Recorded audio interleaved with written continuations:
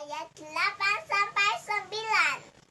Hai anakku, dengarkanlah didikan ayahmu dan jangan menyia-nyiakan ajaran ibumu. Sebab karangan bunga yang indah itu bagi kepalamu dan suatu kalung bagi lehermu.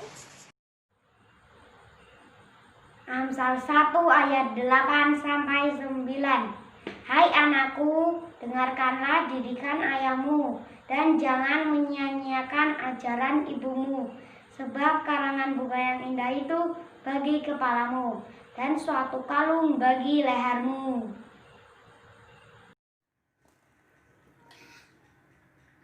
Lukas 10 ayat 27. Kasihilah Tuhan Allahmu dengan segenap hatimu dan dengan segenap jiwamu dan dengan segenap kekuatanmu dan dengan segenap akal budimu, dan kasihilah sesamamu manusia seperti dirimu sendiri. 1 ayat 8-9. Hai anakku, dengarkanlah didikan ayahmu dan jangan menyia-nyiakan ajaran ibumu.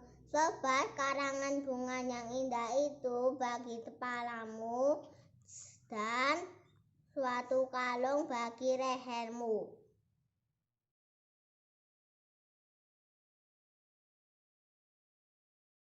Saya Caca akan membaca Injil Matius pasal 22 ayat 34-40.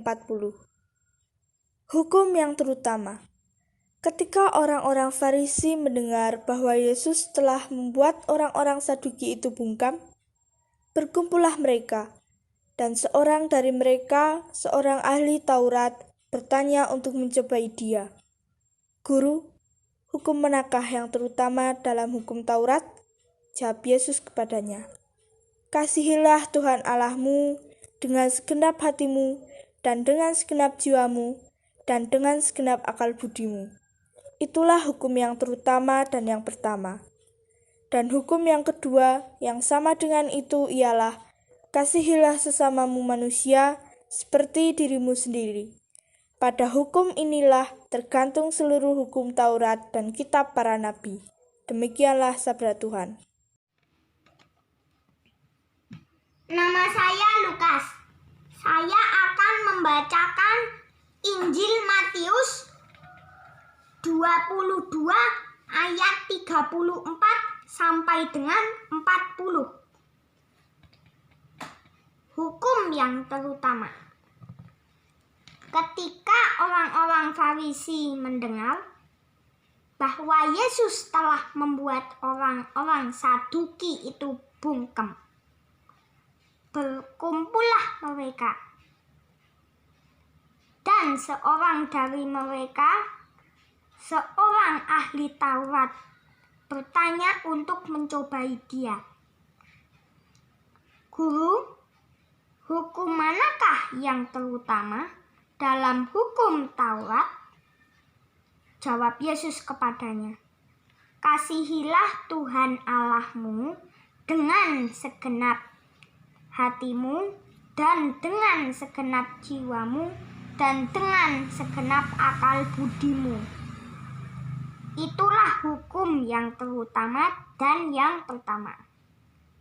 Dan hukum yang kedua yang sama dengan itu ialah, kasihilah sesamamu manusia seperti dirimu sendiri. Pada kedua hukum inilah tergantung seluruh hukum Taurat dan kitab para nabi. Demikianlah firman Tuhan. Berbahagialah setiap orang yang mendengar dan dapat melakukannya dalam kehidupan sehari-hari.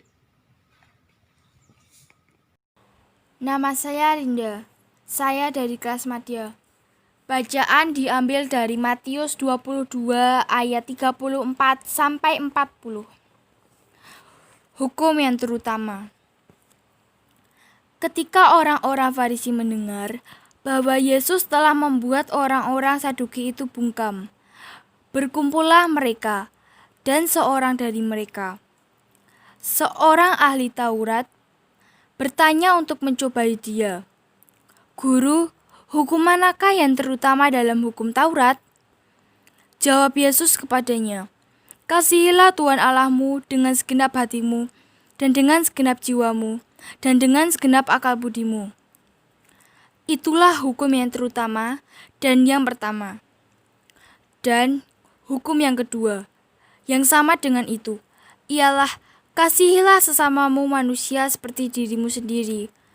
Pada kedua hukum inilah tergantung seluruh hukum Taurat dan kitab para nabi." Demikianlah firman Tuhan. Saya Kesha Parera.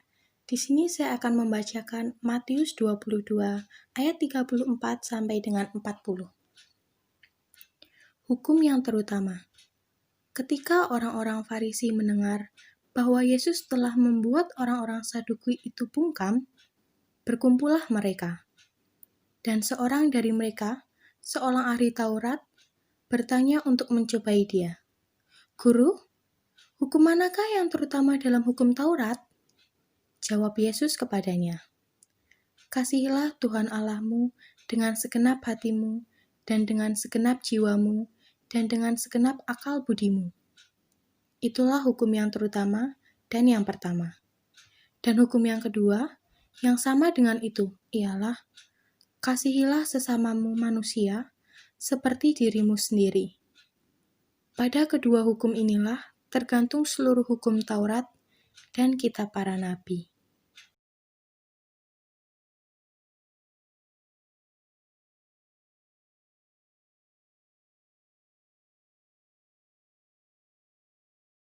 Nama saya Sri Sulastri.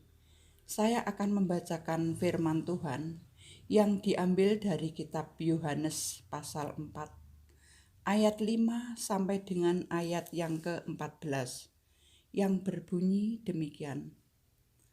Maka sampailah ia ke sebuah kota di Samaria yang bernama Sikar, dekat tanah yang diberikan Yakub dahulu kepada anaknya Yusuf.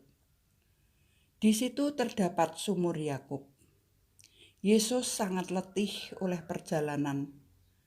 Karena itu, ia duduk di pinggir sumur itu. Hari kira-kira pukul 12. Maka datanglah seorang perempuan Samaria hendak menimba air. Kata Yesus kepadanya, "Berilah aku minum," sebab murid-muridnya telah pergi ke kota membeli makanan. Maka kata perempuan Samaria itu kepadanya, "Masakan engkau, seorang Yahudi, minta minum kepadaku, seorang Samaria? Sebab orang Yahudi tidak bergaul dengan orang Samaria." Jawab Yesus kepadanya, "Jikalau engkau tahu tentang karunia Allah, dan siapakah dia yang berkata kepadamu, 'Berilah aku minum,' niscaya engkau telah meminta kepadanya, dan ia telah memberikan kepadamu air hidup." Kata perempuan itu kepadanya, "Tuhan, engkau tidak punya timba dan sumur ini amat dalam. Dari manakah engkau memperoleh air hidup itu? Adakah engkau lebih besar daripada bapa kami Yakub, yang memberikan sumur ini kepada kami dan yang telah minum sendiri dari dalamnya, ia serta anak-anaknya dan ternaknya?" Jawab Yesus kepadanya, "Barang siapa minum air ini, ia akan haus lagi. Tetapi barang siapa minum air yang akan kuberikan kepadanya, ia tidak akan haus untuk selama-lamanya. Sebaliknya, air yang akan kuberikan kepadanya akan menjadi mata air di dalam dirinya, yang terus-menerus memancar sampai kepada hidup yang kekal. Demikianlah sabda Tuhan.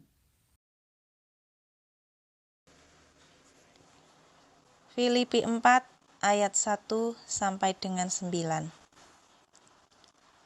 Karena itu, saudara-saudara yang kukasihi dan yang kurindukan, sukacitaku dan mahkotaku, berdirilah juga dengan teguh dalam Tuhan, hai saudara-saudara yang kekasih.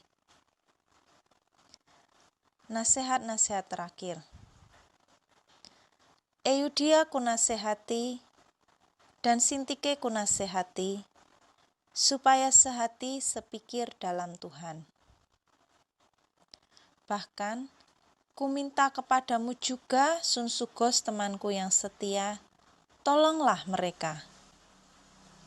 Karena mereka telah berjuang dengan aku dalam pekabaran Injil, bersama-sama dengan Clemens dan kawan-kawanku sekerja yang lain, yang nama-namanya tercantum dalam kitab kehidupan. Bersukacitalah senantiasa dalam Tuhan. Sekali lagi kukatakan, bersukacitalah. Hendaklah kebaikan hatimu diketahui semua orang. Tuhan sudah dekat. Janganlah hendaknya kamu khawatir tentang apapun juga. Tetapi nyatakanlah dalam segala hal keinginanmu kepada Allah, dalam doa dan permohonan dengan ucapan syukur. Damai sejahtera Allah yang melampaui segala akal akan memelihara hati dan pikiranmu dalam Kristus Yesus.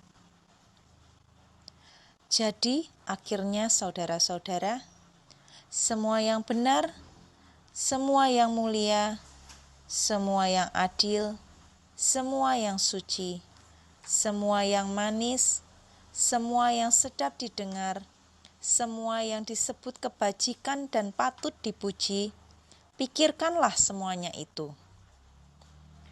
Dan apa yang telah kamu pelajari, dan apa yang telah kamu terima, dan apa yang telah kamu dengar, dan apa yang telah kamu lihat padaku, lakukanlah itu. Maka Allah sumber damai sejahtera akan menyertai kamu. Saya Iru dari Jelabar akan membaca Alkitab dari Injil Yohanes 4 ayat 5 sampai 14. Maka sampailah ia ke sebuah kota di Samaria yang bernama Sikar, dekat tanah yang diberikan Yakub dahulu kepada anaknya Yusuf. Di situ terdapat sumur Yakub. Yesus sangat letih oleh perjalanan, karena itu ia duduk di pinggir sumur itu. Hari kira-kira pukul 12, maka datanglah seorang perempuan Samaria hendak menimba air. Kata Yesus kepadanya, "Berilah aku minum." Sebab murid-muridnya telah pergi ke kota membeli makanan. Maka kata perempuan Samaria itu kepadanya, "Masakan engkau seorang Yahudi minta minum kepadaku, seorang Samaria?" Sebab orang Yahudi tidak bergaul dengan orang Samaria. Jawab Yesus kepadanya, "Jikalau engkau tahu tentang karunia Allah, dan siapakah dia yang berkata kepadamu, 'Berilah aku minum,' niscaya engkau telah meminta kepadanya, dan ia telah memberikan kepadamu air hidup." Kata perempuan itu kepadanya, "Tuhan, engkau tidak punya timba, dan sumur ini amat dalam. Dari manakah engkau memperoleh air hidup itu? Adakah engkau lebih besar daripada bapa kami Yakub, yang memberikan sumur ini kepada kami, dan yang telah minum sendiri dari dalamnya, ia serta anak-anaknya dan ternaknya?" Jawab Yesus kepadanya, "Barang siapa minum air ini, ia akan haus lagi. Tetapi barang siapa minum air yang akan kuberikan kepadanya, ia tidak akan haus untuk selama-lamanya. Sebaliknya, air yang akan kuberikan kepadanya akan menjadi mata air di dalam dirinya, yang terus-menerus memancar sampai kepada hidup yang kekal.